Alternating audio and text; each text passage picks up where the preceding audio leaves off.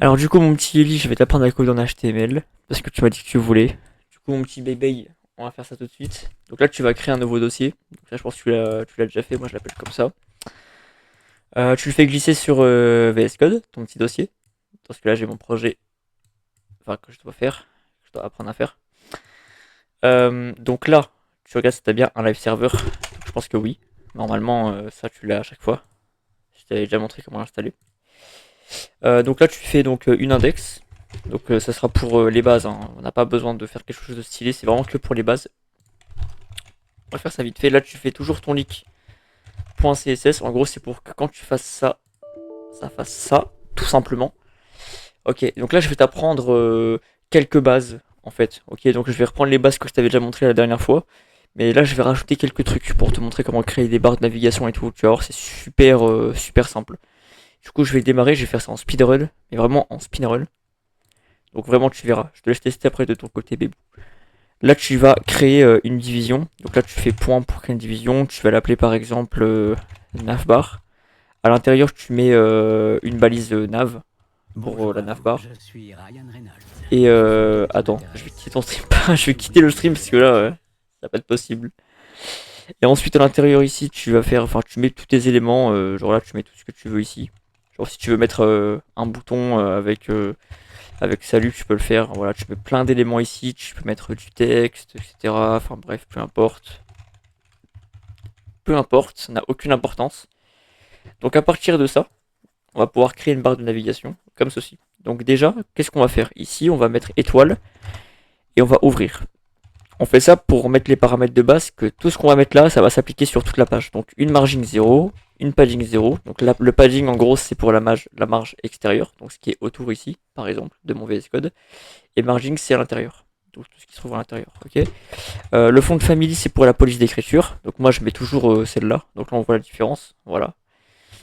Tu mets celle que tu veux, voilà. Après ici tu mets un texte decoration à none, ça enlève les petits sous-titres comme ça ici là, c'est plus propre.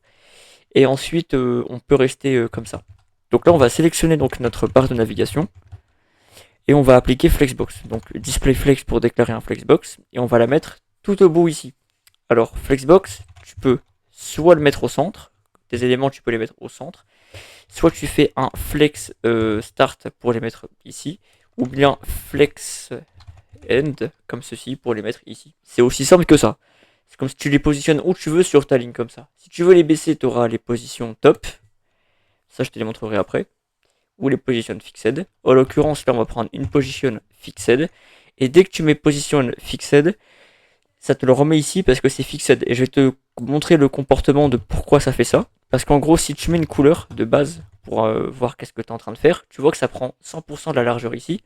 Mais dès que en fait tu vas mettre ça en fixe, automatiquement cette largeur elle disparaît.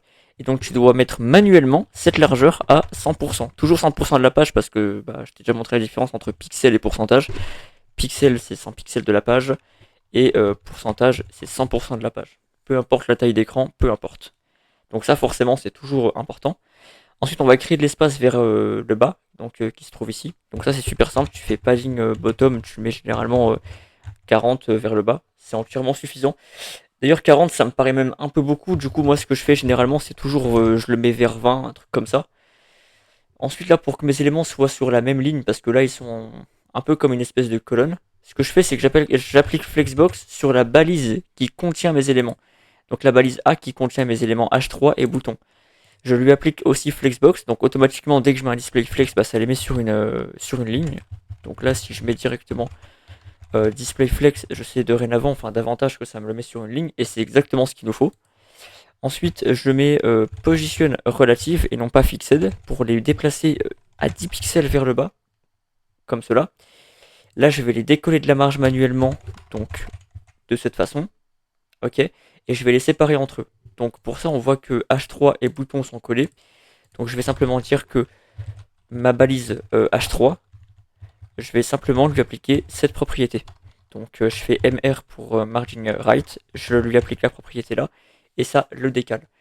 Donc là je peux mettre autant d'éléments que je veux, je peux mettre un système de recherche, etc. Ça marchera entièrement, c'est nickel. D'ailleurs pour le système de recherche, voilà comment ça fonctionne. Donc on va se mettre un petit peu plus vers le bas. Donc, on va faire sidebar, tu mets comme tu veux. Là, tu mets plein de paragraphes de texte. Donc, moi, je mets test. En gros, c'est là où tu auras tous tes trucs et tout. Voilà, c'est vraiment juste super basique. Voilà, tu mets tout ce que tu as ici. Tac, tac, tac. Attends. Tac, tac, tac, tac, tac.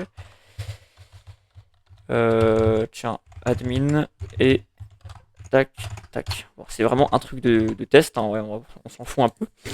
Là, tu mets par exemple une balise H5 avec à l'intérieur un input plus un bouton pour un système de recherche. Donc là, c'est de la simulation, mais tu peux vraiment le faire. Dans ton input, pour afficher du texte, tu mets placeholder, comme ça. Tu mets PLA, automatiquement, ça va te le proposer tout seul, regarde. PLA, hop. Et tu mets test. Tu verras à quoi ça va servir après, tu vas comprendre. Et voilà. Donc, pour ça, on va faire ça tout de suite. Donc, sidebar, je lui mets une couleur de fond pour qu'on puisse directement voir à quoi on a affaire. Et à la place que ça prenne 100% de la largeur, on va dire que ça prend 100% de la hauteur. Donc là, c'est toujours pareil. Position fixed, hauteur 100%. Et là, automatiquement, ça le fait ça. La largeur, par contre, on va quand même la mettre à 200. Donc une largeur max, comme ceci. Ça, on va le mettre ici. Donc pour le déplacer, c'est super simple. En fait, vu qu'il est contenu dans un H5, j'appelle le H5 parce qu'à l'intérieur du H5, il y a forcément le input et le bouton. Je te le donne en 1000. Le H5, lui, c'est position fixed, toujours pareil. Hop, dès qu'on met ça, ça crée automatiquement ceci. Position relative. Alors, position, pas relative, mais excuse-moi, left, tac, et tac. Donc, automatiquement, ça me le met ici. Je peux donc me le baisser à 10, comme ma barre, elle fait 20. Et je peux le grossir comme je veux. Donc là, on a un système de recherche avec un truc où on peut écrire du texte ici, voilà, avec un bouton pour rechercher. Il marche pas vraiment, mais on pourra le rendre fonctionnel après. Là, je peux faire un petit titre. Donc généralement, c'est un H1 pour le titre, genre titre, voilà, un titre que tu vas mettre au milieu. Donc un titre, généralement, tu le mets au milieu comme ça. Display flex, justify content center. Généralement, ton titre, tu vas te le mettre ici. Là, ça, faut que tu puisses le séparer de la marge parce que c'est collé. Donc, en fait, sidebar paragraphe de texte. Et donc là, en fait, margin 10, tout simplement, comme ceci. Et tu fais pareil donc pour ceci, mais avec 15 pour la balise A. Et là, faut pas oublier parce que si ça reste comme ça, c'est parce qu'il faut préciser que en fait sur la sidebar ici, j'ai oublié de le faire, mais flex direction colonne. Faut bien préciser qu'il s'agit bien d'une colonne, ça c'est obligatoire. Et surtout, faut bien préciser le display flex pour flexbox pour utiliser display, enfin flex direction colonne. Et là, automatiquement, ça marche. Là, je trouve que cela il est un peu trop décalé. Il est un peu trop décalé, du coup je vais le mettre à 5, qui est entièrement suffisant là-dessus. Et donc là, on est carré là-dessus. Donc là, tu auras quelques petites bases là-dessus pour créer ce genre de barre de navigation, etc. Donc là, si ça fait trop... Ça fait déjà 8 minutes, je vais essayer de le faire en speedrun. Là, je vais te montrer quelques éléments que tu mettras ici, donc au centre de ta page. Donc là, on va se mettre encore ici. Donc je vais appeler ça un élément 1, par exemple, qui sera stocké dans un élément 2, tout simplement. Et à l'intérieur ici, donc on va avoir le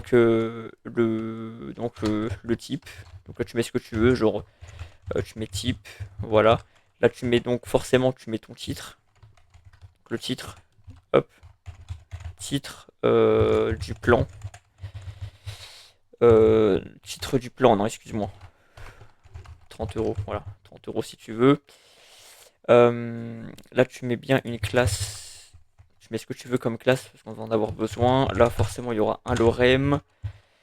Là, il y aura une petite liste, hein, donc généralement, ça peut être une balise Crixa. Moi, je vais créer ma propre balise pour te montrer, hein, voilà, tac.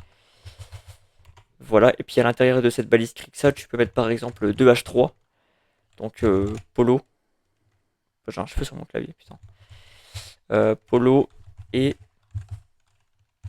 polo, voilà. Et ça, tu vas le copier plein de fois, tu vas comprendre un peu son utilité. Et puis donc, à la fin ici, tu mets ton bouton. Alors par contre, pourquoi il veut pas me... Voilà, tac.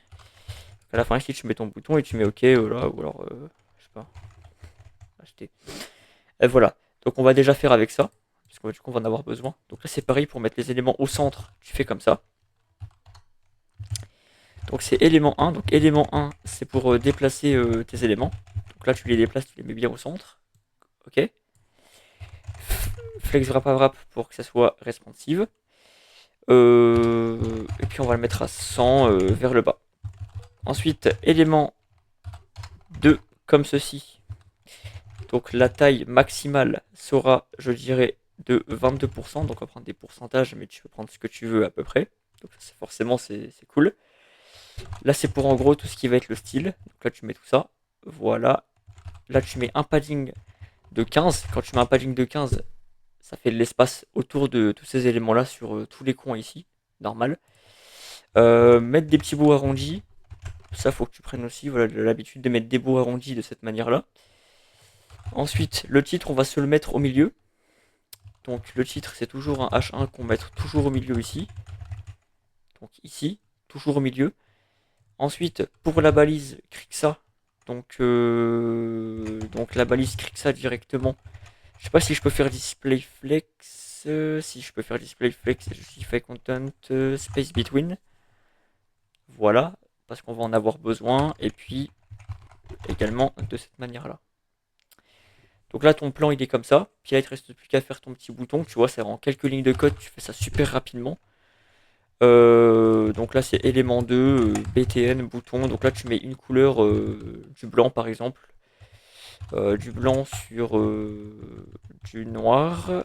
Tu dis que ton bouton il prend 100% de ton bloc, comme ça. Voilà, il prendra 10% comme ça. Là, tu enlèves les bordures et tu mets une bordure radius à 10 par exemple. Voilà. Là, tu as ton petit bouton qui sera ici. D'ailleurs, tu crées de la marge ici. Tu crées de la marge ici. Hop. Puis voilà. Là, du coup, tu auras tous tes petits plans si tu veux créer une espèce de mini boutique. Si tu veux les copier en plusieurs fois, si tu veux en faire plusieurs, des comme ça, tu prends la division, donc élément 2 qui se trouve dans la 1. Pas tout ça, hein, pas tout ça. Juste ça. Et tu le mets à la ligne ici. Comme ça, ok? Là, tu vas en avoir plusieurs qui vont générer. Et donc là, je vais te confronter à un problème. Si j'en mets un quatrième, on voit que ça passe par-dessus mes éléments. Parce qu'en fait, c'est très très simple. Ce que je dois faire dorénavant, c'est ceci. C'est-à-dire que là, en fait, il faut que je mette une marge. Ça veut dire qu'en fait, là, tous mes éléments, il faut que je les décale à la même largeur que ma sidebar. Sinon, ça passe par-dessus et c'est tout à fait normal. Donc après, il faudra bien évidemment redimensionner tout ça.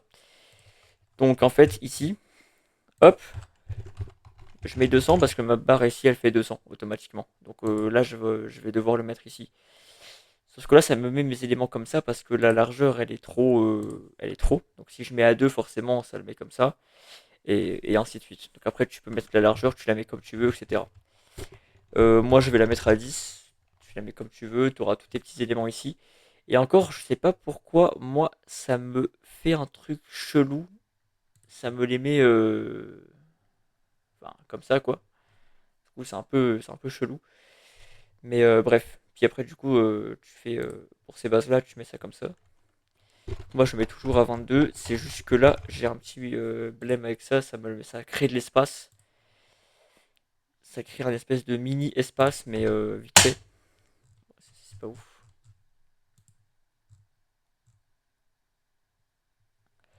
Et bref, ensuite, voilà, ça c'est un peu les bases. Du coup, voilà.